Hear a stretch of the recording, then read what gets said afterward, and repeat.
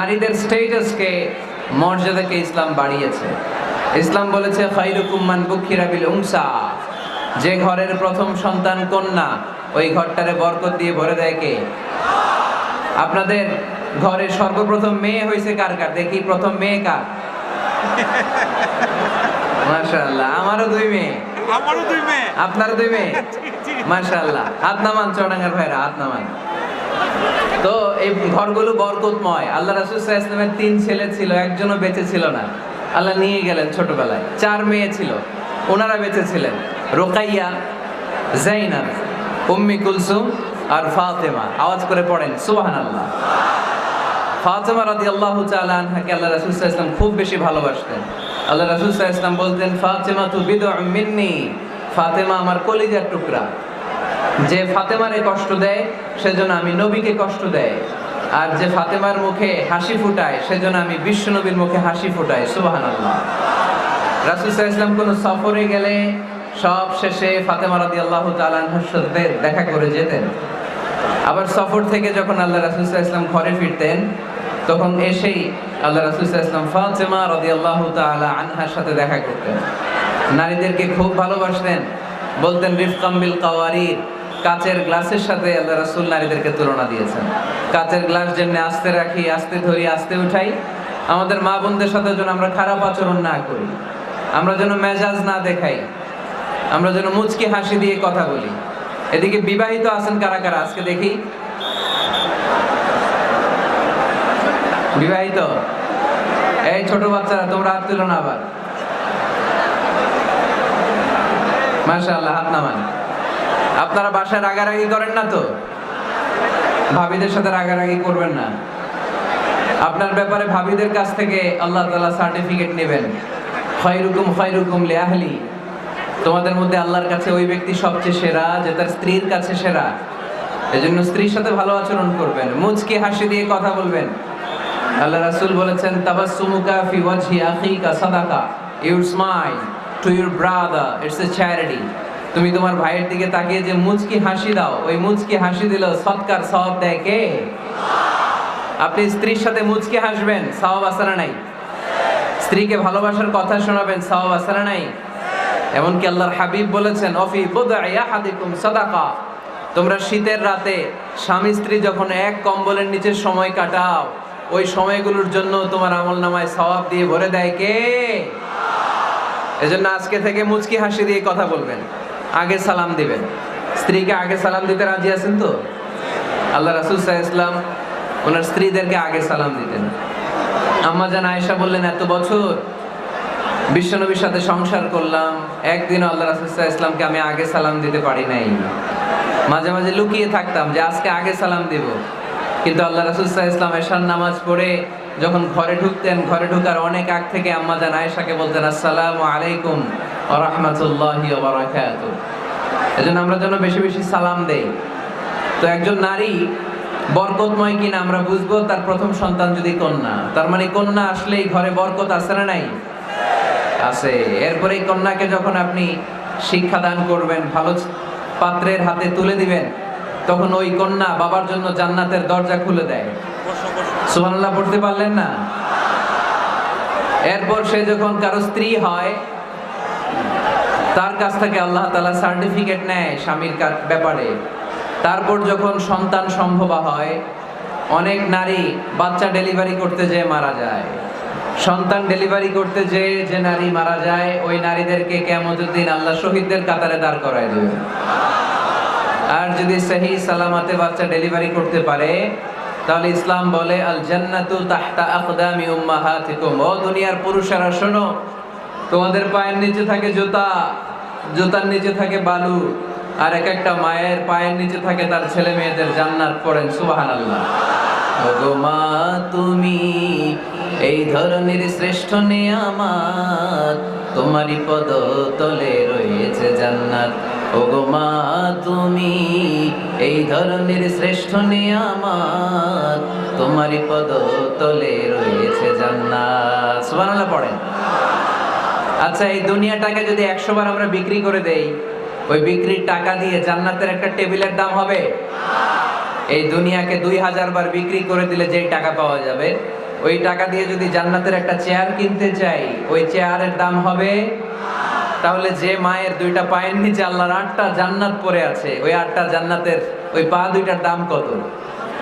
রাসূল সাল্লাল্লাহু আলাইহি ওয়াসাল্লাম বলেছেন, লাউ কাতা'তা জিলদাক, তুমি তোমার গায়ের চামড়া কেটেও যদি মায়ের পায়ের জুতা বানিয়ে দাও, তাহলে ছোটবেলায় যে দুধ খেয়েছো, এক ঢোক দুধের শোধ কোনোদিন আদায় হবে না। চিল্লায় এখন সুবহানাল্লাহ।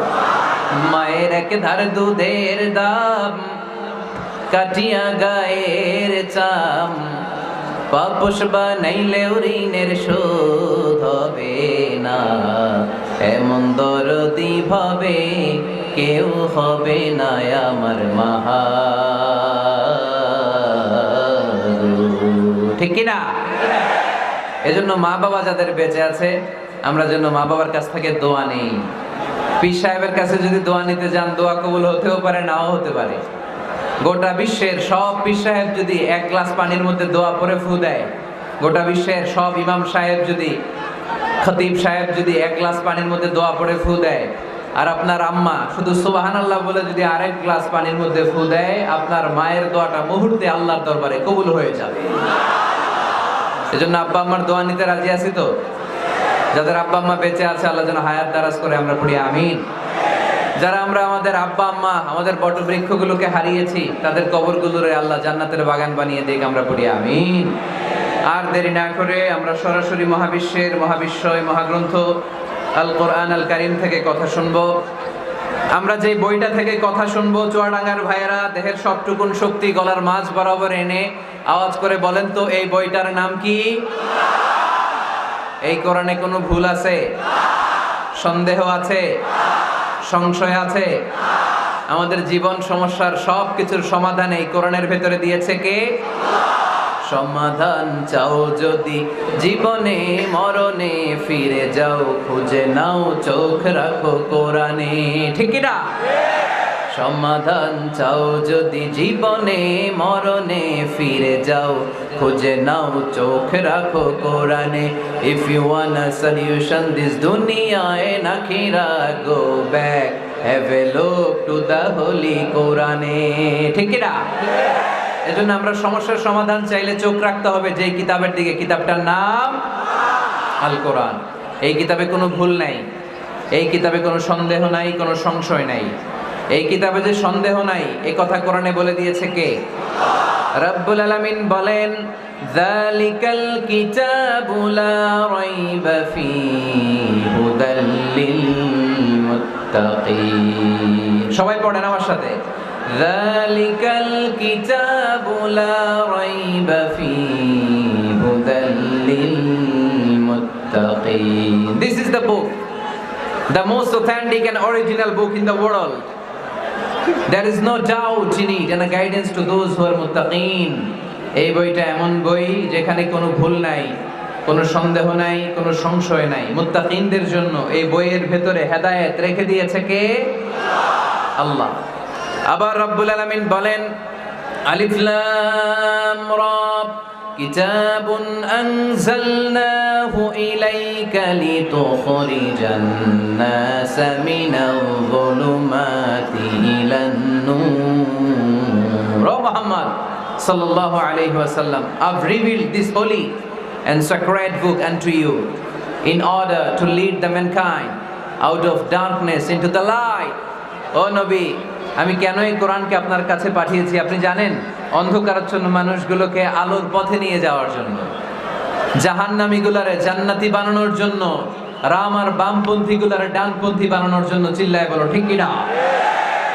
এজন্য কোরআনের সাথে আমাদের অ্যাটাচমেন্ট বাড়ানোর দরকার আছে না নাই? আমরা যেন বেশি বেশি কোরআনের সাথে সম্পর্ক বাড়াতে পারি, কোরআনকে যেন আমরা বন্ধু বানাই। আমাদের বন্ধু হবে কোরআন। আমাদের বন্ধু হবে কি? আমাদের নিঃসঙ্গ সময়ের বন্ধু হতে হবে কোরআন। এই কোরআন যদি দুনিয়াতে আমরা বন্ধু বানাতে পারি কোরআনকে, কবরেও এই কোরআনকে আমাদের বন্ধু বানায় দিবে কে? কিয়ামতের ময়দানে ওই কোরআনকে আমাদের জন্য সুপারিশকারী করে বানাবে কে? সেই মহাবিশ্বের মহাবিশ্বয় মহাগ্রন্থ আল কোরআন আল কারীম থেকে আমি একটা সূরার কিয়দাংশ তেলাওয়াত করেছি আজকের চুয়াডাঙ্গার এই বিশাল জনসমুদ্রে। এই সূরার কিছু মেসেজ এই চমৎকার রজনীতে আপনাদের সাথে আমি শেয়ার করব, আওয়াজ করে পড়তে হবে ইনশাআল্লাহ। কোরআনের যেখান থেকেই বলি ওইখান থেকে বরকত আছে না নাই? অনেকে বলে হুজুর ওই এলাকায় পর্দার ওয়াজ করছেন, এখানে পর্দার কথা বলেন কেন? বলে না?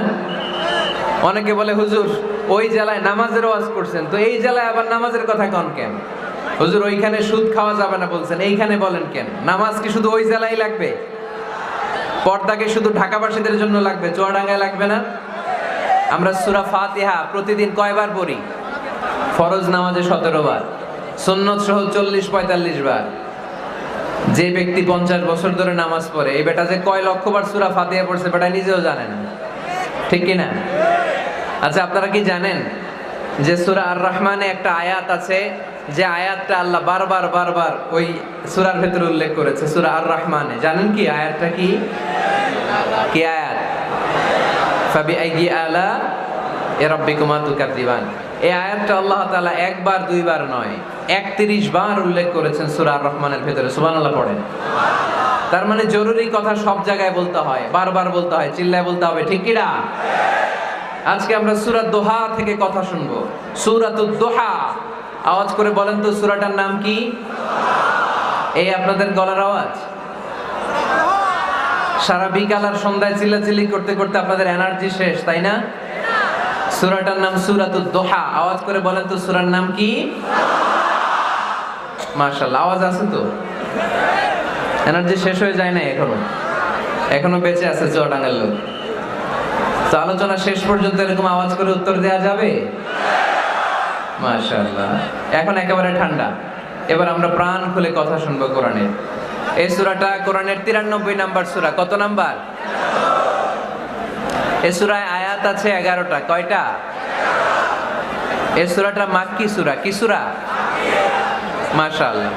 আমি সবসময় বলি, যেহেতু লক্ষ লক্ষ মানুষের গ্যাদারিং, আমরা যদি ক্লাসের মতো করে প্রশ্ন করি, উত্তর করি, তাহলে আপনাদের মনে থাকবে, কিছু মেসেজ নিয়ে যেতে পারবেন। এই জন্য কষ্ট হলেও শেষ পর্যন্ত উত্তর দেওয়া যাবে বাঘের বাচ্চার মতো চিল্লায়া ইনশাআল্লাহ। তাহলে আমি প্রশ্ন করি, উত্তর দেন। আওয়াজ করে বলেন তো সূরাটার নাম কি? কত নাম্বার সূরা? আয়াত সংখ্যা কত? সূরাটা মাদানী সূরা। কি সূরা? মাশাআল্লাহ, মনে রাখছেন তো দেখি। এই সূরাটা একটা আশা জাগা নিয়ে সূরা। হতাশ ব্যক্তিদের জন্য এই সূরায় মেডিসিন আছে, প্রেসক্রিপশন আছে, আছে রেমেডি। এই সূরার সেন্ট্রাল থিম বা কেন্দ্রীয় আলোচ্য বিষয় হচ্ছে মুমিন কখনো হতাশ হয় না, মুমিন কখনো নিরাশ হয় না, মুমিন কখনো হাল ছেড়ে দেয় না, মুমিন ভরসা রাখে একজনের উপর। চিল্লায় বলতে হবে, তিনি কে? লা তাইয়াসু মির রাউহিল্লাহ ইন্নাহু লা ইয়াইয়াসু মির রাউহিল্লাহি ইল্লাল কওমুল কাফিরুন। সাইয়েদনা ইয়াকুব আলাইহিস সালাম তার ছেলেদেরকে বলেছিলেন, কলিজার টুকরা, আমার বাছাধনেরা, আল্লাহর রহমত থেকে নিরাশ হয়ো না। আল্লাহর দয়া, কৃপা, করুণা, মার্সি, ব্লেসিংস এন্ড বাউন্টিজ থেকে নিরাশ হয়ো না। কাফেররা ছাড়া আল্লাহর রহমত থেকে কেউ নিরাশ হয় না। মুমিন কখনো আল্লাহর রহমত থেকে নিরাশ হয় না। হ্যাঁ, মুমিনের জীবনে বিপদ আসে, ক্রাইসিস আসে, সংকট আসে। বিপদ নাই, সমস্যা নাই, পেরেশানি নাই, এরকম জীবন কারো আছে? কেউ দাঁড়ায় বলতে পারবেন হুজুর আমার জীবনে কোনো বিপদ নাই, কোনো সমস্যা নাই? কেউ বলতে পারবেন? বিপদ, পরীক্ষা আল্লাহ আমাদেরকে দেয় পরীক্ষা করবার জন্য, ঠিক কি না? বিপদ আল্লাহ আমাদেরকে দেয় আমাদের কোমরগুলোকে সোজা করবার জন্য, আমাদের পায়ের নিচের মাটিকে শক্ত করবার জন্য, প্রতিকূল পরিবেশে নিজের অবস্থানকে শক্তভাবে জানান দেওয়ার জন্য। চিল্লায় বলেন ঠিক কি না? এজন্য যারা হতাশ, যারা নিরাশ, যারা টেন্সড, ফ্রাস্ট্রেটেড পিপল, হতাশদের জন্য এই সূরায় আছে আশা, আশার বাণী, আলোর বাণী। কারণ দোহা মানে আলো। দোহা মানে কি? আলো কথাটা শুনতেই লাগে ভালো, ঠিক কি না? আলো বললেই কেমন ভাল লাগে না? কারণ আশার আলো, এটা সম্ভাবনার আলো। অন্ধকার দেখলে বাচ্চারা ভয় পায়, আলো দেখলে বাচ্চারা ভয় পায়। এজন্য আমরা অন্ধকার চাই না, আমরা চাই আলোর পথ। এই কোরআন এসেছে আমাদেরকে আলোকিত করতে, ঠিক কি না? আল্লাহ রাসূল সাল্লাল্লাহু আলাইহি ওয়াসাল্লামের খুব মন খারাপ, তিনি খুব বিচলিত, তিনি খুব পেরেশান। আল্লাহ রাসূল সাল্লাল্লাহু আলাইহি ওয়াসাল্লামের পেরেশানি দূর করার জন্য সান্ত্বনার বাণী হিসেবে আল্লাহ তাআলা এই সূরাটা আল্লাহ রাসূলের জন্য ডেডিকেট করে নাজিল করেছেন। চিল্লায় পড়েন সুবহানাল্লাহ। আর আল্লাহ বুঝাতে চেয়েছেন আমার নবীকে আমি যেভাবে পেরেশানি দূর করেছি, সাহায্য করেছি, মুমিনদের জীবনেও আমি আল্লাহর পক্ষ থেকে সাহায্য আছে না নাই? এজন্য আমরা কখনো হতাশ হব না। এই মেসেজটা যদি বাড়িতে আজকে নিয়ে যেতে পারো চুয়াডাঙ্গার ছেলেরা, অনেকে হতাশ ব্যক্তি জীবনে, পেশাগত জীবনে, পারিবারিক জীবনে হতাশ, চাকরি হয় না, ব্যবসায় মন্দা। যাদের ব্যবসা মন্দা এই শাহিদুজ্জামান টরিক ভাইয়ের সাথে দেখা করবা। সফল ব্যবসায়ী, বাংলাদেশ কাঁপায়, এখন সিঙ্গাপুর কাঁপাইতেছে। তো তোমরা ওনাকে ধরবা টাইট করে যে ভাই কিভাবে আপনি সফল হলেন, শোনান আপনার সফল হওয়ার গল্প। How to succeed in life, কিভাবে ব্যবসায় সফল হতে হয়, কিভাবে আইকন হতে হয়, শহীদ ভাইয়ের কাছ থেকে চুয়াডাঙ্গার ছেলেরা জেনে নিবা। মুমিন কখনো হতাশ হয় না। আজকের মাহফিল থেকে এতটুকু যদি এই জনসমুদ্র থেকে আমরা বাসায় নিয়ে যেতে পারি যে আমরা কখনো হতাশ হব না, আমরা নিরাশ হব না, শেষ নিঃশ্বাস থাকা পর্যন্ত আমরা হাল ছেড়ে দিব না, আমরা ভরসা রাখবো সব সময় একজনের উপর। চিল্লায় বলতে হবে তিনি কে? Every time you feel like you cannot go on, you feel so lost that you are so alone. Every time you feel like you cannot go on, you feel so lost that you are so alone.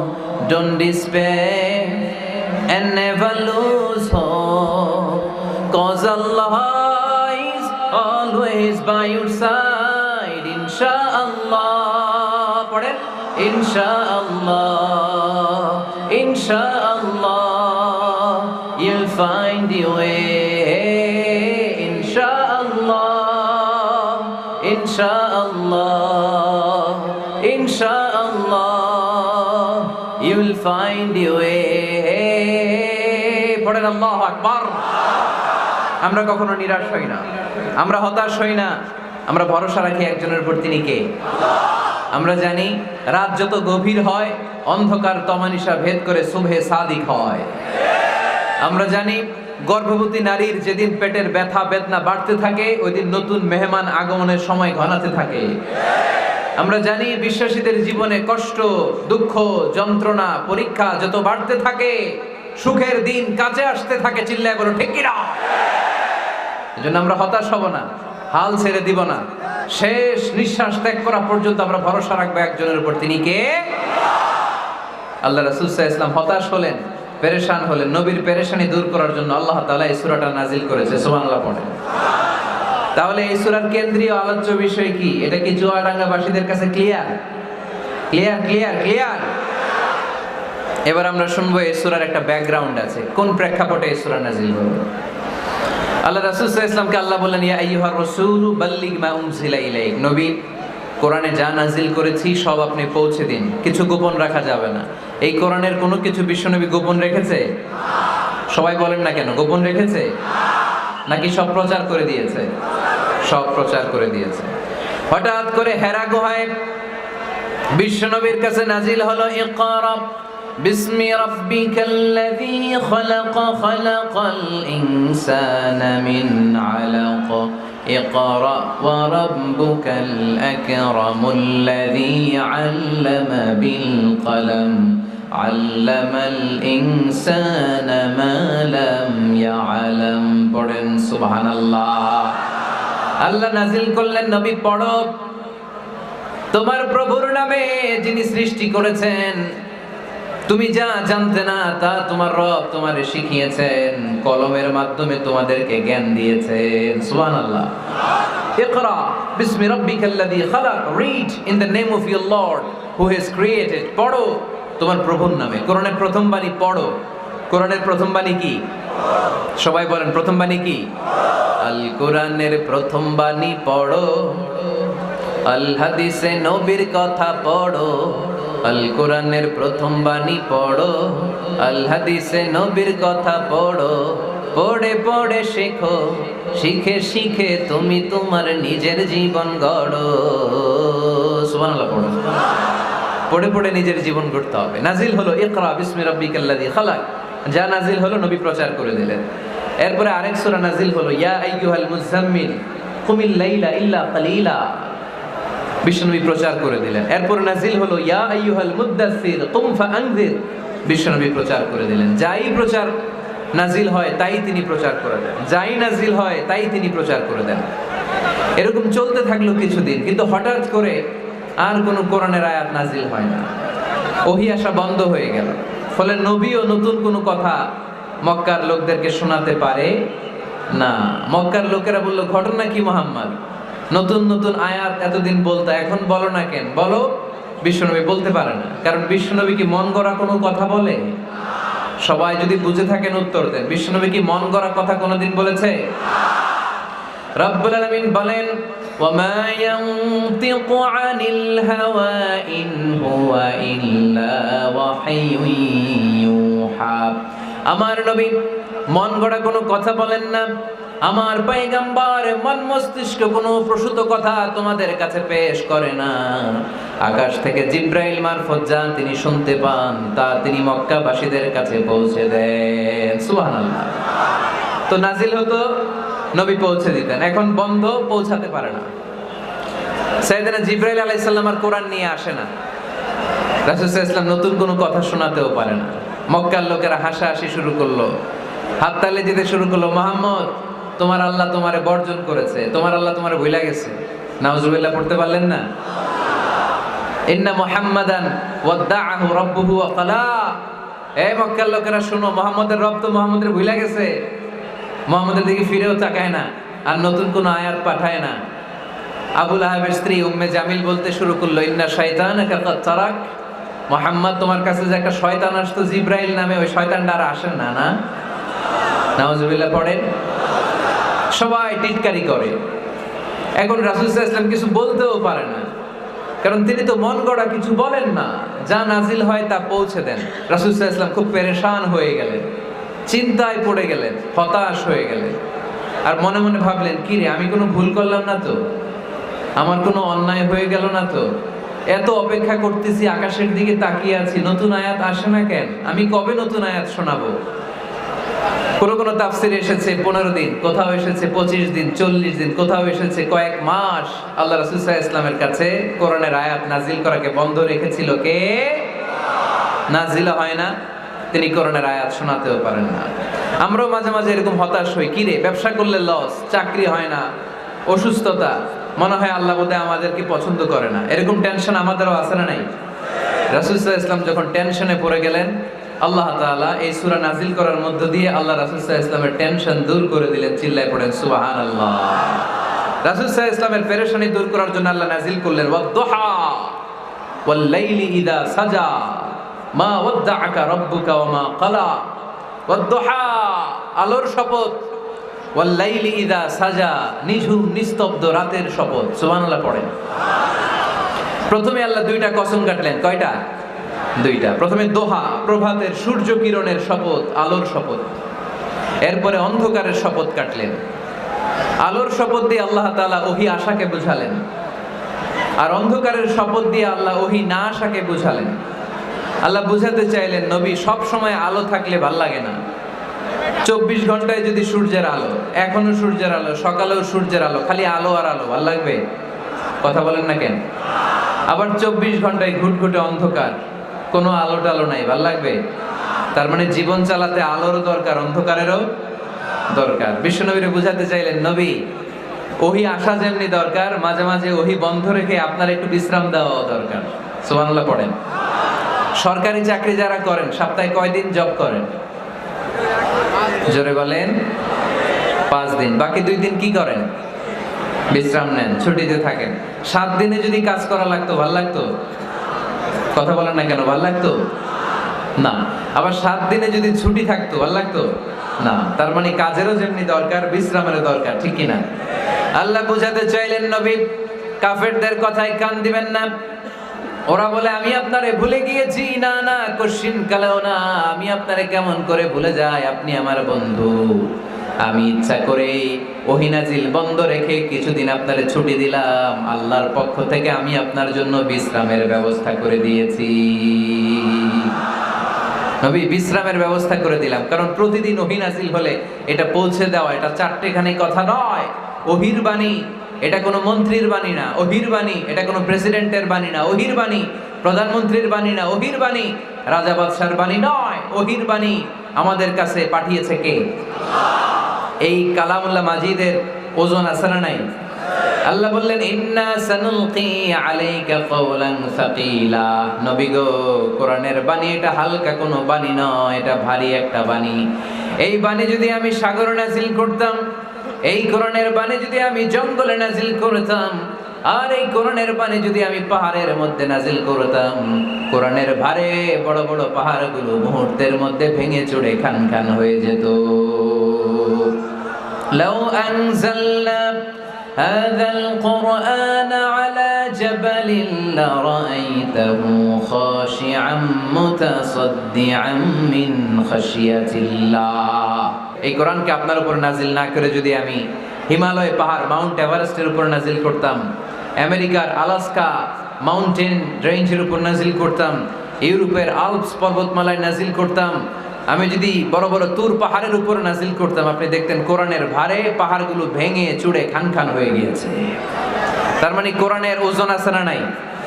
কোরআনের বাণী কি পাতলা, হালকা না ভারী? সবাই বলুন, হালকা না ভারী? কতটা ভারী? রাসূল সাল্লাল্লাহু আলাইহি ওয়াসাল্লাম যখন ওটের উপর বসে থাকতেন, তখন কোরআনের আয়াত নাজিল হলে ওটের পা মাটির মধ্যে দেবে যেত। ঘোড়ার উপর যখন বসে থাকতেন, তখন কোরআনের আয়াত নাজিল হলে ঘোড়া মাটিতে বসে যেত। মাঝে মাঝে আল্লাহ রাসূল সাহাবীদের পায়ের উপরে মাথা রেখে ঘুমাতেন। সাইয়েদনা যায়েদ রাদিয়াল্লাহু তাআলা আনহুর পায়ের মধ্যে, রানের মধ্যে মাথা রেখে বিশ্বনবী একবার ঘুমালেন।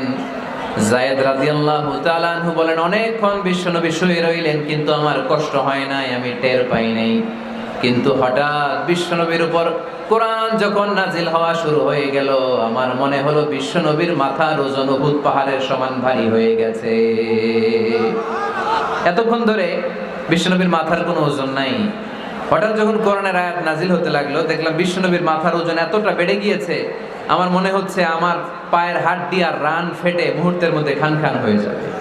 তার মানে কোরআনের আয়াত সবসময় রিসিভ করা, ওহী সবসময় নেয়া এবং ওহীর বাণী পৌঁছে দেয়া, এটা সাধারণ কোনো কাজ নয়। সব সময় ওহী লাগাতার নাজিল হলে নবীর কষ্ট হয়ে যাবে। এজন্য নবীর কষ্ট দূর করার জন্য সরকারি চাকরি যারা করেন, যেমনি ছুটি পান, নবীকে একটু ছুটি আর বিশ্রামে রাখার জন্য আল্লাহ তাআলা ইচ্ছা করেই ওহী নাজিল বন্ধ রেখেছেন। চিল্লায়ে পড়েন সুবহানাল্লাহ। এজন্য আল্লাহ তাআলা নবীরে আশ্বস্ত করে বললেন, নবী ওয়াদ-দুহা ওয়াল-লাইলি ইযা সাজা মা ওয়াদ্দা'আকা রাব্বুকা ওয়া মা ক্বালা ওয়ালাল আখিরাতু খায়রুল লাকা মিনাল উলা ওয়ালা সাওফা ইউ'তিকা রাব্বুকা ফাতারদা। পড়েন আল্লাহু আকবার। এই সূরার শুরুতে আল্লাহ শপথ কাটলেন দুইটা। কয়টা? সবাই বলেন, আরো জোরে বলতে হবে, কয়টা? তাহলে শপথের পর্ব শেষ। শপথ যখন শেষ, তারপরের তিনটি আয়াতে কনফার্মেশন। আল্লাহ তাআলা তার নবীকে কনফার্ম করেছেন যে নবী আমি আপনার সাথে আছি, নবী আমি আপনার সাথে আছি। এই এলাকার ওসি সাহেব যদি আপনারে বলে আমি আপনার সাথে আছি, সাহস লাগবে না? এসপি সাহেব যদি বলে আপনার সাথে আছি, সাহস লাগবে না? এমপি সাহেব যদি বলে সাথে আছি, সাহস লাগবে? প্রধানমন্ত্রী যদি বলে ভয় নাই, সাথে আছি, সাহস লাগবে না? ডোনাল্ড ট্রাম্প যদি বলে ভয় নাই, সাথে আছি, সাহস লাগবে? আর রাজাদিরাজ মালিকুল আমলাক, গোটা বিশ্বের সব রাজাদের রাজা মহারাজা আল্লাহ যদি বলে সাথে আছি, সাহস লাগে কি লাগে না? বিশ্বনবীরে সাহস জোগালেন। পরের তিনটা আয়াতে আল্লাহ তাআলা নবীরে বললেন, নবী ভয় নাই, never lose hope, never give up, never be frustrated, আর হতাশ হবেন না, আমি আপনার সাথে আছি। চিল্লায় পড়েন সুবহানাল্লাহ। তারপরের তিন আয়াতে দিলেন তিনটা রিমাইন্ডার, নবী আপনারে কি কি নিয়ামত দিছি শোনেন, এগুলো মনে রাখেন, ভুলে যায়েন না। আর সর্বশেষ তিনটা আয়াতে তিনটা ওয়ার্ক প্ল্যানস, মানে গাইডলাইন, কর্মসূচি দিয়ে আল্লাহ সূরাটারে শেষ করেছেন। পড়েন আলহামদুলিল্লাহ। দুইবার যখন আল্লাহ শপথ করলেন, আলোর শপথ, অন্ধকারের শপথ, তারপর আল্লাহ কনফার্মেশন করে বললেন, নবী মা ওয়াদ্দাকা রাব্বুকা ওয়া মা ক্বালা। নবী হে, আমি আপনারে ভুলি নাই, আমি আপনারে ছাড়ি নাই। কাফেররা বলে আমি আপনারে ভুলে গেছি, আমি আপনার উপর রাগ করেছি, তাই আপনার উপর কোরআন নাজিল করি না। কথাটা কিন্তু ঠিক না। আমি আপনারে ভালোবাসি, মহব্বত করি, ইচ্ছা করে আপনারে ছুটি দেওয়ার জন্য, কয়েকদিন বিশ্রামে রাখার জন্য ইচ্ছা করেই কোরআন নাজিল বন্ধ রেখেছি। মা ওয়াদ্দাআকা রাব্বুকা ওয়া মা ক্বালা। কাফেরদের কথার জবাবে তিনি বলছেন, না আমি আপনারে ভুলি নাই, আমি আপনার সাথে আছি। সুবহানাল্লাহ পড়েন। সাথে আছে কে? আরো জোরে বলেন। রাস্তায় হঠাৎ অ্যাক্সিডেন্ট হয়ে গেছে, বাঁচাবে কে? বলতে হবে সাথে আছে কে?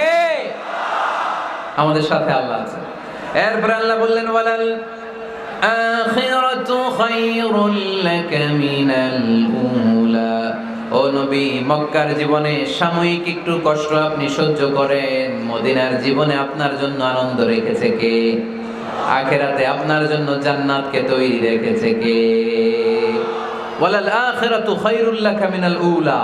আরেকটা কনফার্মেশন, আরেকটা অ্যাসিউরেন্স, আরেকটা নিশ্চয়তার গ্যারান্টি। নবী, indeed verily hereafter is far better for you than this dunya. এই দুনিয়ার চেয়ে আখিরাত উত্তম, ঠিক কি না? আখিরাত আপনার জন্য তৈরি, এই দুনিয়ার জীবন আপনার আসল জীবন নয়। আসল জীবন হচ্ছে কবরের জীবন, ঠিক কি না? একদিন মাটির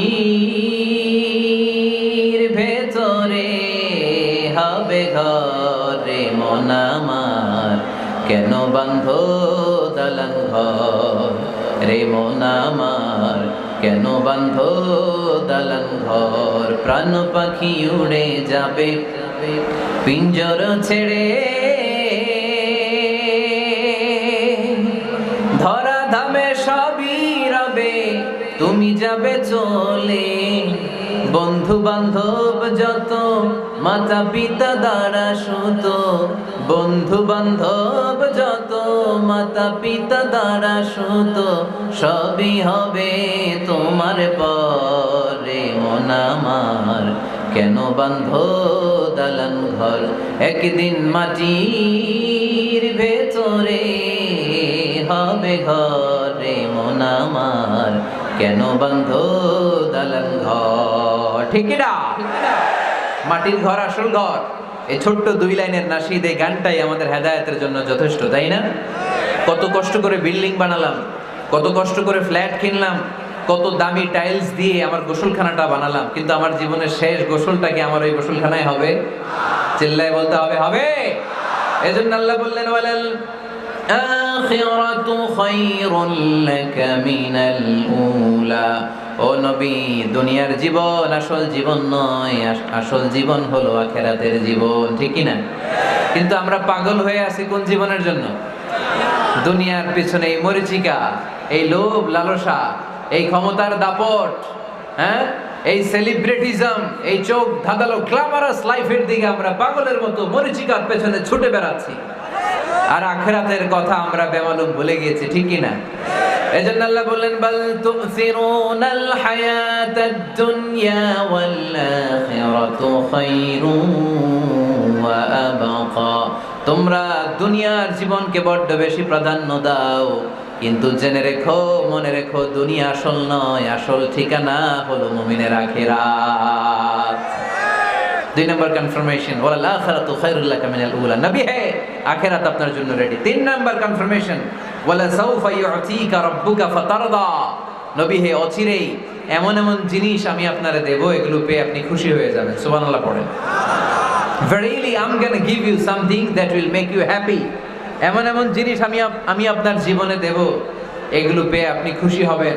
নবী, আপনি হতাশ হবেন না, নবী আপনি নিরাশ হবেন না, নবী আপনি হাল ছাড়বেন না। আরে আমি তো আপনার সাথে আছি। সাথে আছে কে? বিপদে বললে বলবেন আমার সাথে আছে কে? রক্ষা করবে কে? বাঁচানোর মালিক একজন। চিল্লায় বলো, তিনি কে? পারবেন, পারবেন, বলতে পারবেন? কি বলবেন? সাথে আছে কে? আমাদের সাথে থাকে কে? এটাই আমাদের ভরসা, এটাই আমাদের বিজয়ের মাধ্যম, বিজয়ের গোপনতম রহস্য। বলে সাউফা ইউতিকা রাব্বুকা ফাতারদা। নবী হে, অচিরেই এত এত জিনিস আমি আপনারে দেব, আপনি খুশি হয়ে যাবেন। সুবহানাল্লাহ পড়েন। যেখানেই নবীর মন খারাপ সেখানেই আল্লাহ তাআলা এমন কিছু নবীকে হাজির করে দেন, ওইটা পেয়ে নবী খুশি হয়ে যায়। কারণ নবী হচ্ছেন আল্লাহর বন্ধু, হাবিবুল্লাহ। ইব্রাহিম আলাইহিস সালাম উনি ছিলেন খলিলুল্লাহ। ইব্রাহিম আলাইহিস সালাম আল্লাহর কি ছিলেন? কথা বলেন, খলিলুল্লাহ। আর আল্লাহর রাসূল সাল্লাল্লাহু আলাইহি ওয়াসাল্লাম হাবিবুল্লাহ। খলিল মানেও বন্ধু, হাবিব মানেও বন্ধু। খলিল মানে এমন বন্ধু যেই বন্ধু আল্লাহরে খুশি করার জন্য কাজ করে, আর হাবিব মানে এমন বন্ধু যেই বন্ধুরে খুশি রাখার জন্য আল্লাহ নিজেই কাজ করে। আল্লাহ রাসূল সাল্লাল্লাহু আলাইহি ওয়াসাল্লাম হচ্ছেন হাবিবুল্লাহ। আল্লাহ রাসূল সাল্লাল্লাহু আলাইহি ওয়াসাল্লাম কি? হাবিবুল্লাহ। যেখানেই আল্লাহ রাসূল সাল্লাল্লাহু আলাইহি ওয়াসাল্লামের মন খারাপ, আল্লাহ রাসূল সাল্লাল্লাহু আলাইহি ওয়াসাল্লামের মন ভালো করে দেয় কে? আল্লাহ রাসূলের মন ভালো করে দেওয়ার দায়িত্ব স্বয়ং নিয়েছে কে? মক্কায় আল্লাহ রাসূল সাল্লাল্লাহু আলাইহি ওয়াসাল্লামের মন খারাপ। মক্কার দাওয়াতি কাজ বেগবান করার জন্য আল্লাহ রাসূল সাল্লাল্লাহু আলাইহি ওয়াসাল্লাম কেঁদে কেঁদে আল্লাহর কাছে দোয়া করলেন, আল্লাহ মক্কার দুইজনের একজন যেন কালিমা পড়ে মুসলমান হয়ে যায়। তাহাজ্জুদের নামাজ পড়ে চোখের পানি ছেড়ে ছেড়ে আল্লাহর কাছে দোয়া করলেন, আল্লাহ আল্লাহুম্মা আইজ্জাল ইসলাম বি আহাব্বির রাজুলাইনি ইনদাক। আল্লাহ মক্কার দুইজনের একজনকে আমি চাই, দুইজনের একজন। আবি জাহাল ইবনে হিশাম, হিশামের বেটা আবু জাহেল, অথবা ওমর ইবনে খাত্তাব, খাত্তাবের বেটা ওমর। আল্লাহ হয় আবু জাহেলরা আপনি ইসলামের ছায়া তলে আনেন, কিংবা ওমরে ফারুককে আনেন। আল্লাহ কার জন্য দোয়াটা কবুল করেছে? জোরে বলেন। তার কয়েকদিন পরে বিষ্ণু ঈসা ইসলাম আরকাম ইবনে দারিল আরকামের ঘরে বসে লুকিয়ে লুকিয়ে দাওয়াত দিচ্ছিলেন। ইন দ্য মিন টাইম ওমরে ফারুক নাঙ্গা তরোয়ার নিয়ে বিশ্বনবীর মাথা কাটার জন্য ছুটে আসলেন। সাহাবারা বললেন, নবী আপনি পালান, নবী আপনি পালান, ওমরে ফারুক আপনাকে হত্যার জন্য ছুটে এসেছে। বিশ্বনবী বললেন, তোমরা সরে যাও, দরজাটা খুলে দাও। আমার তো মনে হচ্ছে ওই যে তাহাজ্জুদের রাতে আমি দোয়া করেছিলাম, আজকে ওই দোয়া আল্লাহ কবুল করতে শুরু করেছে। সাইয়েদনা ওমরে ফারুক তখনও কালিমা পড়েন নাই। দৌড়ে এসে আরকাম ইবনে আবিল আরকামের ঘরের ভেতরে ঢুকে তলোয়ারটা জমিনের মধ্যে রেখে দিয়ে আওয়াজ করে আঙ্গুল তুলে বলতে আরম্ভ করলেন, আশহাদু আল্লা ইলাহা ইল্লাল্লাহ ওয়া আশহাদু আন্না মুহাম্মাদার রাসূলুল্লাহ। সুবহানাল্লাহ পড়েন। কালিমা পড়ে মুসলমান হয়ে গেছে। বিশ্বনবী খুশি হয়ে গেলেন। ওয়ালা সাউফা ইউতিকা রাব্বুকা ফাতারদা। নবী যখনই আপনার মন খারাপ, আপনার মনকে আমি ভালো করে দেব, আপনারে খুশি করে দেব, চিল্লায় পড়তে হবে আল্লাহু আকবার। বিশ্বনবীর মন খারাপ ছিল। হঠাৎ সাইয়েদনা ওমরে ফারুকের ইসলাম গ্রহণের মধ্য দিয়ে বিশ্বনবীর মন ভালো করে দিল কে? আল্লাহ মন ভালো করে দিলেন। এবার ওমরে ফারুক বললেন, ইয়া রাসূলুল্লাহ, এই যে কোরআনের বাণী আপনি প্রচার করেন, আলাইসাল কোরআনু কিতাবুন হক, কোরআন কি সত্য কিতাব নয়? আপনারা আওয়াজ করে বলেন তো, আমাদের কোরআন কি সত্য কিতাব নয়? ইসলাম কি সত্য ধর্ম নয়? আল্লাহ কি আমাদের সঠিক রব নয়? তিনটা প্রশ্ন করলেন বিশ্বনবীকে। আপনাদের মতোই বিশ্বনবী বললেন, হ্যাঁ কোরআনও সত্য, ইসলামও সত্য, আল্লাহও সত্য। এবার ওমরে ফারুক বললেন, ফাফিমাল ইখতিফা, নবী তাহলে লুকিয়ে লুকিয়ে দাওয়াত দেন কেন? লুকিয়ে লুকিয়ে ঘরের ভিতরে কোরআন পড়েন কেন? আজকে থেকে আমি ওমর আপনার সাথে আছি। সুবহানাল্লাহ বলতে পারলেন না মজা করে? আমি ওমর আছি, দেখি কে আপনারে কি করে। বের হন ঘর থেকে। ঘর থেকে বের হয়ে প্রকাশ্যে দাওয়াত দেন। বিশ্বনবী বললেন, না ওমর, এটা মাক্কি জীবন, এখানে গোপনে দাওয়াত দিতে হবে। ওমরে ফারুক বললেন, নবী তাহলে আমাকে একটা মিছিলের অনুমতি দেন। কিসের অনুমতি? আপনাদের চুয়াডাঙ্গায় মিছিল টিছিল হয় নাকি? হয় হয়। বিশ্বনবী বললেন, যাও, ঠিক আছে, মিছিলের অনুমতি দিলাম। মোট 11 জন তিনি পেলেন। হাতে গোনা অল্প কয়েকজন লোক কালিমা পড়ে মুসলমান হয়েছে। 11 জনকে নিয়ে ওমরে ফারুক 2 লাইন বানালেন, পেছনে 6 জন, সামনে 5 জন। দ্বিতীয় লাইনের নেতা বানালেন বিশ্বনবীর চাচা হামজা ইবনে আব্দুল মুত্তালিবকে। প্রথম লাইনের নেতা হলেন ওমরে ফারুক নিজেই। তারপরে এক বাক্যের একটা ভাষণ দিলেন। কয় বাক্যের? তিনি বললেন, মান আরাদা আন তাসকুলা উম্মু ইয়াতামা ওয়ালাদু তারমিলা যাওজাতুহু ফালিয়াসুদ্দানি। ওমরে ফারুক মিছিলের সামনে দাঁড়িয়ে মক্কাবাসীদেরকে শোনানোর জন্য বললেন, উদ্দেশ্য করে বললেন, কে আছো, কে আছো? মান আরাদা আন তাসকুলা উম্মু, কে আছো মায়ের বুক খালি করতে চাও? কে আছো সন্তানগুলোর ইয়াতিম বানাতে চাও? কে আছো মক্কায় স্ত্রীদেরকে বিধবা করতে চাও? বুকের পাটা থাকলে আমি ওমরের সামনে এসে দাঁড়াও। কেউ সামনে আসতে পারে নাই। ওমরে ফারুক স্লোগান তুললেন, আল্লাহু আকবার। আল্লাহু আকবার, আল্লাহু আকবার। আল্লাহু আকবার স্লোগান আর কেউ শোনে নাই?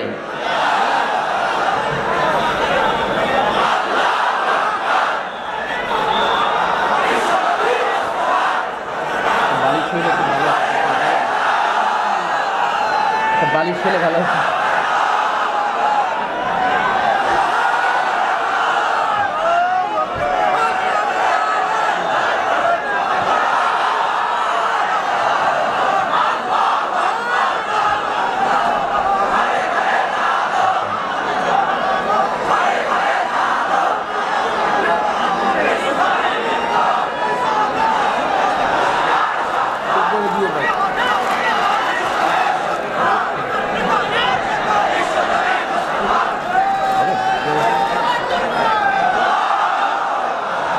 ওমরে ফারুক বললেন, কে আছো মায়ের বুক খালি করতে চাও? কে আছো সন্তানগুলোর এতিম বানাতে চাও? কে আছো স্ত্রীকে বিধবা বানাতে চাও? ফালিয়া সুদ্দানি, বুকের পাটা থাকলে সামনে এসে ঠেকাও। এই আল্লাহু আকবার স্লোগান শুরু করলেন। ওমরে ফারুক বললেন, কাবা ঘর যে ধরবো, কাবা ঘর ধরার আগ পর্যন্ত কেউ ওমরের মিছিল থামাতে পারবে? হঠাৎ মিছিল শুনে আবু জাহেল বের হয়ে এলো, উতবা, সাইবা, ওয়ালিদ ইবনে মুগীরা, সব নেতা খাতারা বের হয়ে আসলো। এসেই দেখে মিছিলের সামনে ওমর। মিছিলের সামনে কে? ওমরে ফারুককে দেখে সবগুলা দিছে দৌড়। মিছিল কেউ ঠেকাইতে পারে নাই। কাবার গিলাফ পর্যন্ত এই মিছিল চলেছে, চিল্লায় বল আল্লাহু আকবার। ওমরে ফারুক এমন নেতা ছিলেন, শুধু আবু জাহেলই না, মুনাফিকরা ওমরে ফারুককে দেখলে ভয় পেত। এমনকি শয়তান, ইবলিস শয়তান ওমরে ফারুককে দেখলে আরেক রাস্তা দিয়ে হাঁটতো। আল্লাহ রাসূল বলতেন, মা সালাকা শাইতান সালিকান ফাজ্জান ইল্লা সালাকা ফাজ্জান গায়রা ফাজ্জিক। ওমর, শয়তান যদি তোমাকে এই রাস্তা দিয়ে আসতে দেখে, শয়তান এই রাস্তা রেখে দিয়ে আরেক রাস্তা দিয়ে হাঁটে। আবার আল্লাহ রাসূল সাল্লাল্লাহু আলাইহি ওয়াসাল্লাম বলেছেন, লা নাবিয়্যা বা'দি ওয়ালা রাসূলা, আমার পরে কোনো নবীও নাই, কোনো রাসূলও নাই, তবে লাউ কানা বা'দি নাবিয়্যুন লাকানা ওমর, আমার পরে যদি নবী হওয়ার যোগ্যতা কারো থাকে, আমার সাহাবী ওমরের সেই যোগ্যতা আছে। পড়েন সুবহানাল্লাহ। প্রভু তুমি বলেছো রাসূল দেবে না, বলনি দেবে না ওমর, বলনি দেবে না হামজা তারি, খালিদ বিজয় সমর। প্রভু তুমি বলেছো রাসূল দেবে না, বলনি দেবে না ওমর, বলনি দেবে না হামজা তারি, খালিদ বিজয় সমর। প্রভু তুমি বলেছো রাসূল দেবে না। সুবহানাল্লাহ পড়েন। ওমরে ফারুক, ওরকম একটা ওমরের দরকার বাংলাদেশে, চিল্লায় বলেন ঠিক কিনা? ওই একটা ওমর যদি বাংলাদেশে থাকতো, টেন্ডারবাজি একদিনে বন্ধ হয়ে যেত। ওই এক ওমরে ফারুক যদি বাংলার জমিনে থাকতো, চাঁদাবাজি থাকতো না, নুসরাতের মতো কোনো মেয়েকে ধর্ষিত হওয়া লাগতো না, পেঁয়াজের দাম বাড়িয়ে সাধারণ মানুষের কষ্ট দেওয়ার সাহস কেউ করতো না,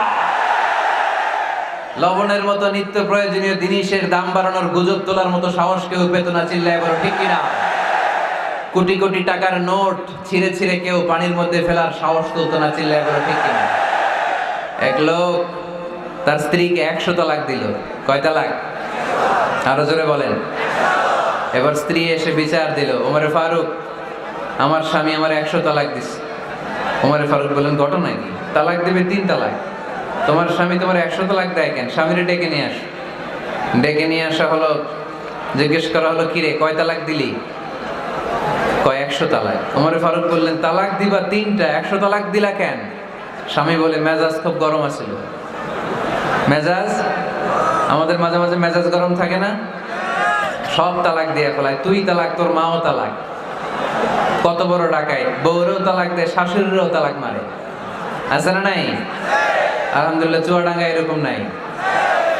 ওমরে ফারুক বললেন, দিবা 3 তালাক, 100 তালাক দিলা কেন? সে বলে, ওমরে ফারুক মেজাজ গরম ছিল। ওমরে ফারুক বললেন, তাই? মেজাজ গরম ছিল, ঠিক আছে আমি বিচার করতেছি। 3 তালাকে তোর বউ তালাক, বাকি 97 তালাক তোর পিঠের উপরে পড়বে।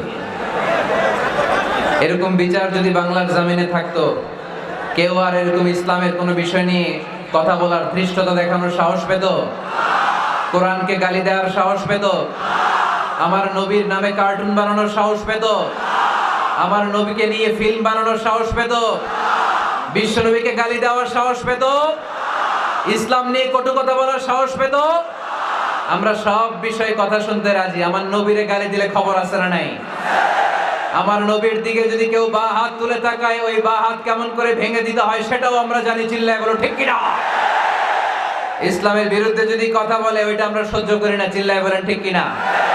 আমার নবীরে গালি দিলে, আমার কোরআনকে গালি দিলে, আমার আল্লাহরে গালি দিলে, আমার ইসলামকে গালি দিলে আমাদের কলিজায় আগুন ধরে কি ধরে না? নবীকে গালি দিলে কলিজায় আগুন লাগে? কোরআনকে গালি দিলে কলিজায় আগুন লাগে? কার কার কলিজায় আগুন লাগে হাত তুলে আল্লাহর দেখা।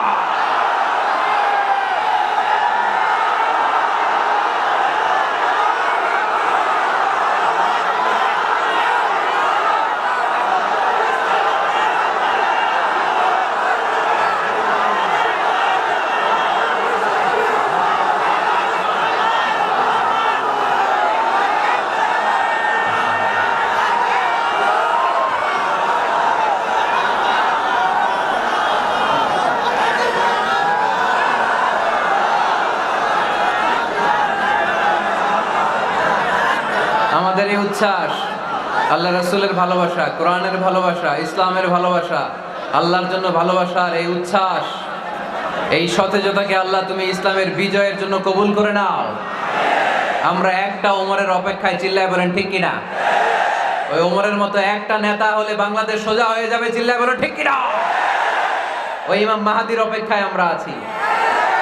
7 বছরের ব্যবধানে, 9 বছরের ব্যবধানে গোটা বিশ্বকে সাম্য, মৈত্রী, ভালোবাসা দিয়ে তিনি এক করে ফেলবেন। চিল্লায় বলে ঠিক কিনা? আমরা সেই ইমাম মাহাদির অপেক্ষায়। একজন ওমরই পারে গোটা বিশ্বটারে শান্তি, সাম্য, মানবতা আর ভ্রাতৃত্বের বন্ধনে অটুট রাখতে।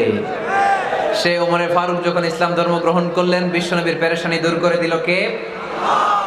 এজন্য আল্লাহ বললেন ওয়ালা সাউফা ইউতিকা রাব্বুকা ফাতারদা।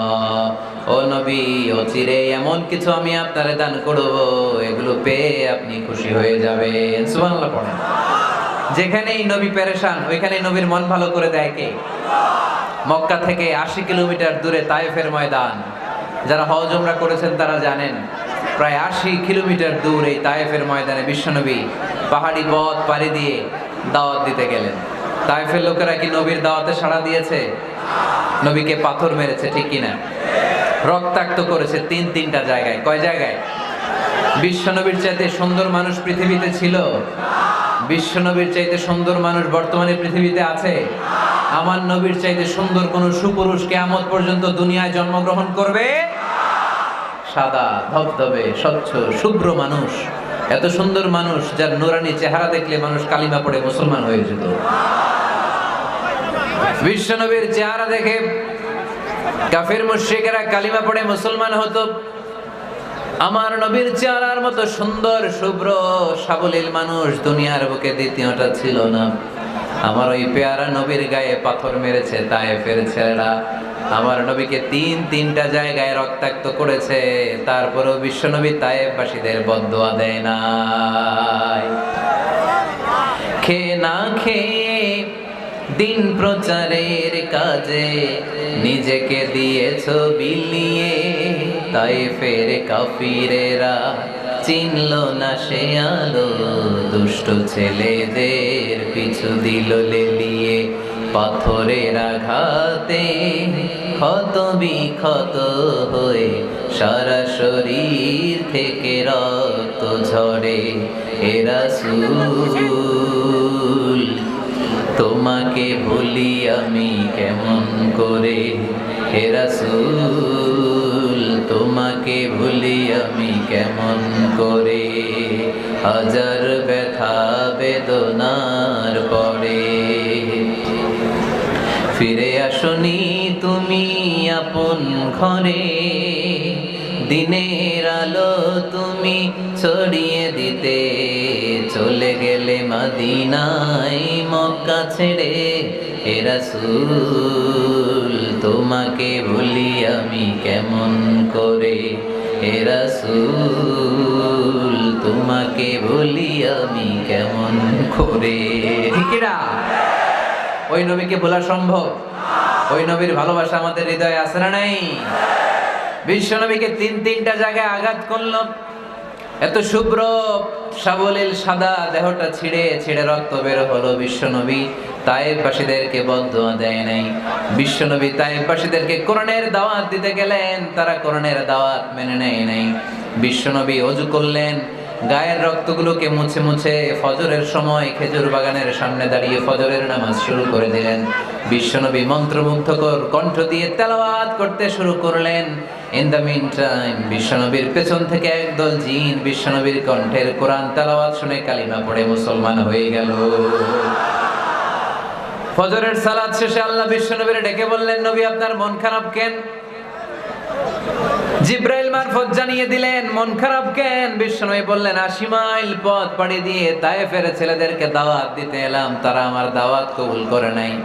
শুধু দাওয়াত প্রত্যাখ্যান করলে চলতো, আমাকে মেরে রক্তাক্ত করে তায়েফের জমিনকে লাল করে দিয়েছে।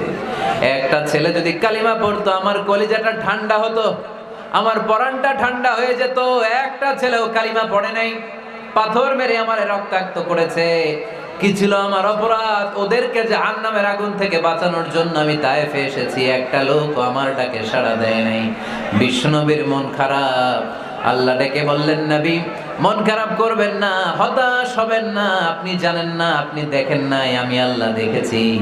আপনি যখন দাঁড়িয়ে দাঁড়িয়ে ফজরের নামাজের তেলাওয়াত করছিলেন, আপনার সুমধুর কণ্ঠের তেলাওয়াত শুনে একদল জিন কালিমা পড়ে মুসলমান হয়েছে।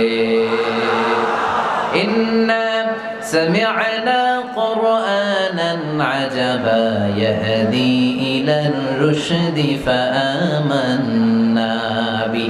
বিশ্বনবী যখন কালামুল্লাহ মাজিদ থেকে দাঁড়িয়ে দাঁড়িয়ে তেলাওয়াত করছিল, জিন জাতি বিশ্বনবীর কণ্ঠের তেলাওয়াত শুনে পাগল হয়ে গেল।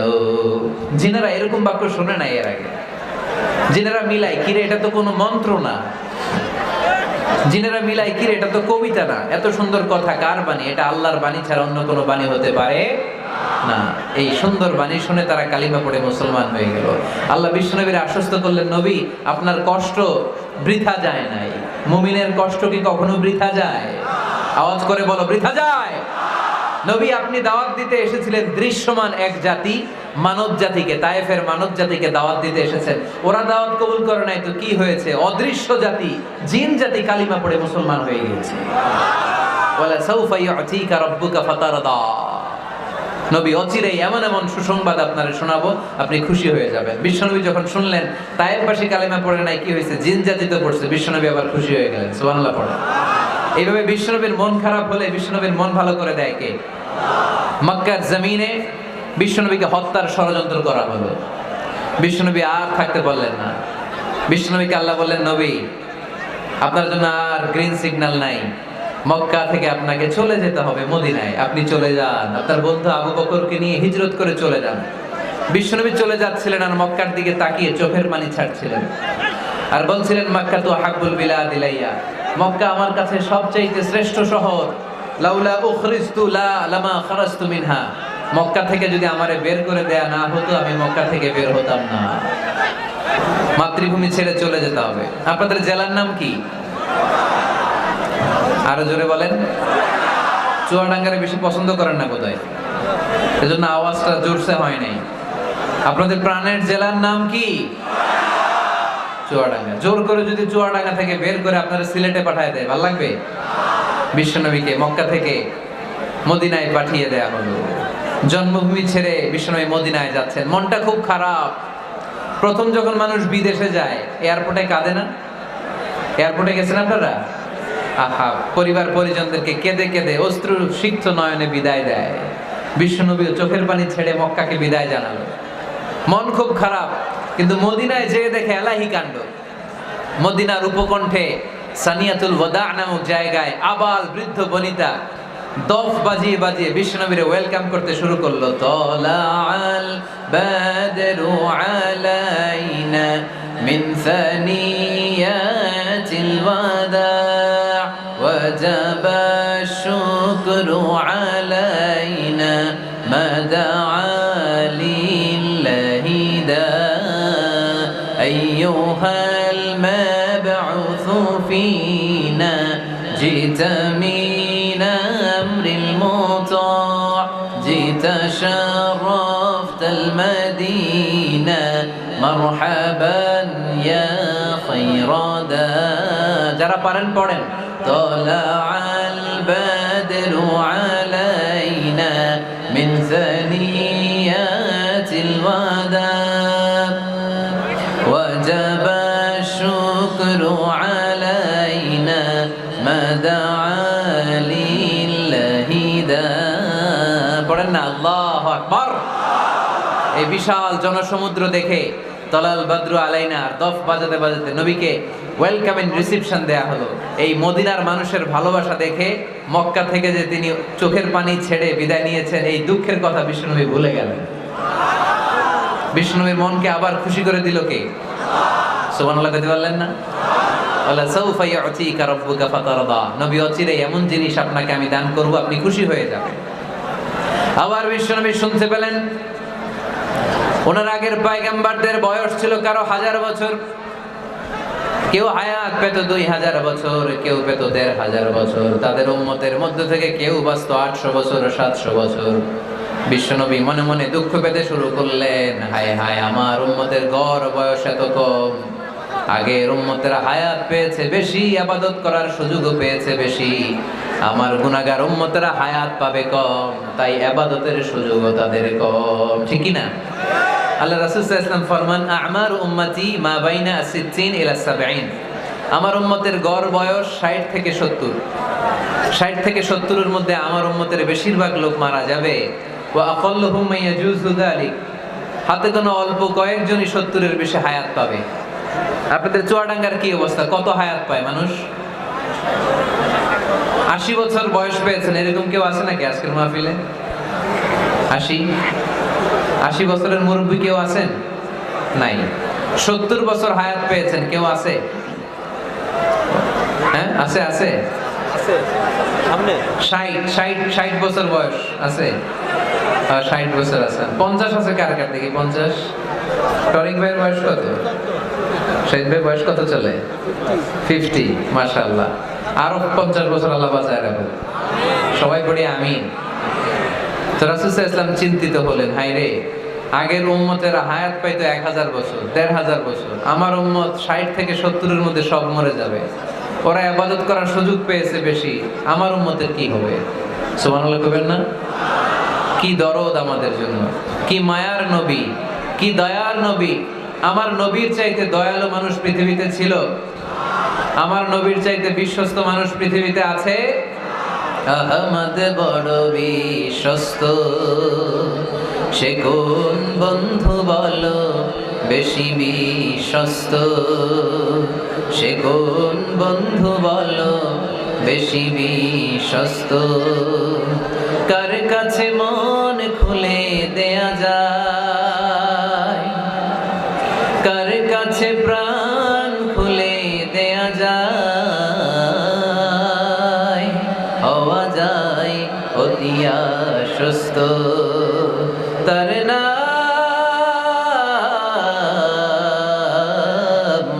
আহমদ বড় বিশ্বস্ত। সুবহানাল্লাহ পড়েন। আমার নবীর চাইতে বিশ্বস্ত আর কেউ আছে? আমার নবীর চাইতে দিলদরিয়া আর কেউ আছে? আমার নবীর চাইতে দয়ালু কোন মানুষ পৃথিবীর জমিনে আছে? ওমা আরসালনাকা ইল্লা রাহমাতাল লিল আলামিন। I have sent you as a mercy for the entire universe. নবী হে, আমি গোটা বিশ্বের জন্য আপনাকে রহমত করে প্রেরণ করেছি। চিল্লায় পড়েন সুবহানাল্লাহ। আবার বিশ্ব নবী ফরমান, লিকুল্লি নবিয়্যিন দাওয়া মুস্তাজাবা। দুনিয়ার সব নবীকে আল্লাহ একটা করে বিশেষ দোয়া করার সুযোগ দিয়েছে। এই দোয়াটা করার সাথে সাথে এই দোয়াটা আল্লাহ কবুল করে নিয়েছে। আর দুনিয়ার বুকে যত নবী এসেছিল সব নবীরা তাদের দোয়াটা দুনিয়ায় শেষ করে ফেলেছে। ওয়া ইন্নী আখতাবিউ দাওয়াতি শাফাআতান লিউম্মতি ইয়াউমাল কিয়ামা। কিন্তু আমি আমার স্পেশাল দোয়াটা দুনিয়ার বুকে করি নাই, আমি কিয়ামতের দিন আমার উম্মতদেরকে সুপারিশ করার জন্য স্পেশাল দোয়াটা রেখে দিয়েছি। আমার নবী দোয়াটা রেখে দিয়েছে আমার জন্য, আপনার জন্য, আমাদের জন্য। বিশ্বনবী দোয়াটা করে নাই। সব নবী আল্লাহর পক্ষ থেকে কয়টা দোয়া পাইছে স্পেশাল? সবাই বলেন না? একটা। ওই দোয়া করার সাথে সাথেই কবুল হবে। একটা করে দোয়া, সব নবীরা ওই দোয়াটা দুনিয়াতেই করেছে, কোন নবী বাকি নাই, সব নবী দোয়াটা দুনিয়াতেই কাজে লাগিয়ে ফেলেছে আমার নবী ছাড়া। আমার নবী কি দোয়াটা দুনিয়াতে করছে? দুনিয়ায় বিষ্ণু বিপদে পড়েন নাই, ওই দোয়াটা করলে বিপদ থেকে মুক্তি পেতেন, কিন্তু আমার জন্য, আপনার জন্য, আমাদের জন্য রেখে দিয়েছেন। কিয়ামতের দিন আমরা যখন বিপদে পড়ে যাব, আমাদেরকে বিপদ থেকে উদ্ধার করার জন্য বিশ্বনবী ওই দোয়াটা করে আমাদেরকে উদ্ধার করবে। চিল্লায় করে সুবহানাল্লাহ। বিশ্বনবী কিয়ামতের দিন শুধু কাঁদতে থাকবে, আকাশের জলজলে সূর্যটা মাথার কাছে চলে আসবে, মাথার মগজগুলো ভাতের মাড়ের মতো গলে গলে নাকের ছিদ্র কানের ছিদ্র দিয়ে বেয়ে বেয়ে পড়বে, তৃষ্ণায় ক্ষুধায় জিহ্বাটা বের হয়ে কুকুরের মতো নাভিস্থল পর্যন্ত ঝুলতে থাকবে। জমিনটারে তামার জমিন বানিয়ে দেওয়া হবে, সবাই শুধু বলবে ইয়া নফসি ইয়া নফসি, আল্লাহ তুমি আমারে বাঁচাও। ওলিরা বলবে ইয়া নফসি, শহীদরা বলবে ইয়া নফসি, নবীরা বলবে ইয়া নফসি, উম্মত বলবে ইয়া নফসি, সবাই বলবে আল্লাহ তুমি আমারে বাঁচাও, আল্লাহ তুমি আমারে বাঁচাও, আল্লাহ তুমি আমারে বাঁচাও। ঠিক ওই মুহূর্তে বিশ্বনবী প্যারা নবী মাকামে মাহমুদে সিজদায় পড়ে কাঁদবে। তিনি ইয়া নফসি না বলে চিৎকার করে কেঁদে কেঁদে বলবে উম্মতি উম্মতি রাবলি হাবলি উম্মতি, ও রব আমার উম্মতকে তুমি বাঁচাও। পুরো কিয়ামত জুড়ে চিৎকার ইয়া নফসি আল্লাহ আমারে বাঁচাও। বিশ্বনবী বলবে ইয়া উম্মতি আল্লাহ উম্মতরে বাঁচাও। সুবহানাল্লাহ পড়বেন না? বিশ্বনবী মাথা তুলবেন না। রব্বুল আলামিন সাইয়েদনা জিবরাইল আলাইহিস সালামকে পাঠাবেন, জিবরাইল যাও নবীকে জিজ্ঞেস করো ইয়া নবী আল্লাহি মা ইউবকি, কেন আপনি কাঁদেন? বিশ্বনবী মাথা তুলবেন না, সিজদারত অবস্থায় উত্তরে বলবেন উম্মতি উম্মতি, আল্লাহ আমার উম্মতের কি হবে আপনি বলেন, আমার উম্মতরে আপনি বাঁচান। সাইয়েদনা জিবরাইল এসে বলে ও মাবুদ আপনার নবী বলে উম্মতের কি হবে, উম্মতের কি হবে? আল্লাহ বলেন জিবরাইল আমার নবীরে যে বলো ইন্না সানুদিকা ফি উম্মাতিক ফালা নাসু, আমি আমার নবীর দুনিয়ার বুকে যখন মন খারাপ ছিল তখন যেমনি মন ভালো করে দিয়েছি, আজকেও আমার নবীর উম্মতের ব্যাপারে এমন একটা ঘোষণা আমি দেব, এই ঘোষণা শুনে আমার নবী খুশি হয়ে যাবে। সারা দুনিয়াতে, দুনিয়ার বুকে নবী যখনই পেরেশান, নবীর মন খারাপ, আমি যেমনি মন ভালো করে দিয়েছি, আজকেও এই কিয়ামতের ময়দানে নবীকে এমন ঘোষণা শোনাবো, এই ঘোষণা শুনে আমার নবী খুশি হয়ে যাবে। চিল্লায় পড়তে হবে আল্লাহু আকবার। আল্লাহ তখন বলবে নবী মাথা তোলেন, মাথা তোলেন, ইরফা রাসাক, নবী মাথা তোলেন, সাল তুতা, আপনার কান্না আমার সহ্য হয় না, সাল তুতা, যা চাবেন তাই দেব। ইশফা তুশাফা, যার ব্যাপারে আপনি আজকে সুপারিশ করবেন তার জন্য আমি সুপারিশ কবুল করে নেব। সাউফা ইউতিকা রাব্বুকা ফাতারদা, নবী এমন এমন জিনিস আপনারে দেব আপনি খুশি হবেন। তারপরও নবী খুশি হবেন না, নবী অস্থির হয়ে থাকবেন আমাদের জন্য একটা পতাকা নিয়ে, আমাদের সবাইকে নিয়ে আমার নবী পেয়ারা নবী জান্নাতের দরজার মধ্যে একটা ধাক্কা দিবেন, পড়েন আল্লাহু আকবার। জান্নাতের রক্ষী ফেরেশতা বলবে মান আনতা, আপনি কে? বিশ্বনবী বলবেন আনা মুহাম্মদ, আমার নাম মুহাম্মদ সাল্লাল্লাহু। মুহাম্মদ শোনার পরে গার্ড অফ অনার দিয়ে বিশ্বনবীর জন্য জান্নাতের বিশাল দরজাগুলো খুলে দেয়া হবে। আর জান্নাতের ফেরেশতারা বলবে নবী গো, জান্নাত সৃষ্টির পর থেকে আজ পর্যন্ত আমরা দাঁড়িয়ে আছি, কবে আপনি জান্নাতে ধাক্কা মারবেন আর আপনার জন্য জান্নাতের দরজা খুলে দেব। আপনার আগে যেন কারো জন্য জান্নাতের দরজা খোলা না হয়, এ ব্যাপারে আমাদেরকে কঠোর নির্দেশনা দিয়েছে কে? বিশ্বনবী লক্ষ লক্ষ কোটি কোটি উম্মতে মুহাম্মাদীকে নিয়ে সেদিন জান্নাতের ভেতরে যখন ঢুকবেন তখন বিশ্বনবীর মনটারে খুশি করে দিবে কে? ওয়ালা সাউফা ইউতিকা রাব্বুকা ফাতারদা, নবী হে এমন এমন জিনিস আপনারে আমি দান করব, আপনি খুশি হয়ে যাবেন। তার মানে মন খারাপ হলে নবীর মন ভালো করে কে? জোরে বলতে হবে। আপনারা ঘুমায় গেছেন? ঘুম ধরছে? কষ্ট হচ্ছে? জিমায়ে পড়েছে মুসলমান? চিল্লায় পড়েন লিল্লাহি তাকবীর, লিল্লাহি তাকবীর, লিল্লাহি তাকবীর।